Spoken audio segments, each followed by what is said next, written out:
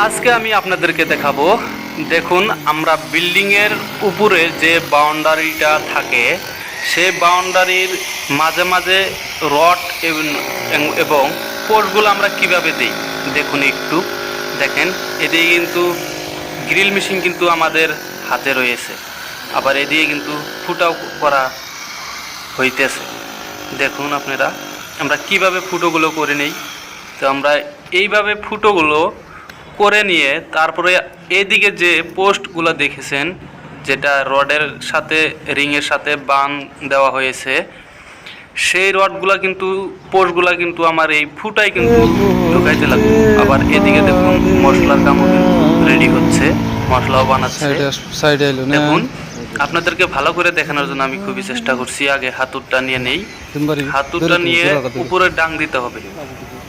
উপরে ডাং দিলে সে আমাদের এই রডটা স্ল্যাবের ভিতরে ঢুকে যাবে এবং আমরা ঢালাই দিতে সুবিধা হবে আমাদের। তো আমরা গ্রিল দিয়ে কিভাবে ফুটা করি দেখুন। প্রথমবার আমরা রিং একটা বসিয়ে নিব মেজারমেন্ট মতো, তারপরে আমরা কিন্তু ফুটা করব। দেখুন, আমরা এইভাবে কিন্তু আগে ফুটার চিহ্নগুলো দিয়ে আমরা রিংটা কিন্তু সরিয়ে নিব, তারপরে কিন্তু আমরা ফুটার কাজ আরম্ভ করব। তো দেখুন আমরা ফুটাগুলো কি সিস্টেম করি। দেখুন, যে বিল্ডিংয়ের উপরের যে ছাদ আছে, বাউন্ডারি ওয়ালটা যে হব, এই বাউন্ডারি ওয়ালটা সেই ছাদের একদম ফ্ল্যাশ হব, ছাদ ফ্ল্যাশ। আপনারা দেখছেন আমরা ছাদ ফ্ল্যাশে কিন্তু আমরা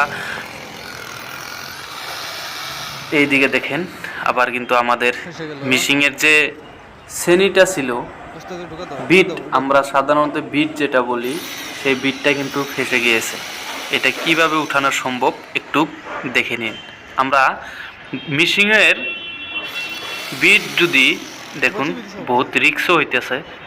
মিশিংয়ের বিট যদি কোনো একটা জায়গায় ঢালাই ভাঙতে যদি বিট ফেসে যায়, তাহলে আমরা মিশিংটা স্টার্ট না করে বিটের জায়গা মতো মিশিংটা বসিয়ে তারপরে কিন্তু মিশিংটা স্টার্ট করব, নাহলে কিন্তু মিশিংটা ঝাঁকি মারার সম্ভব বেশি।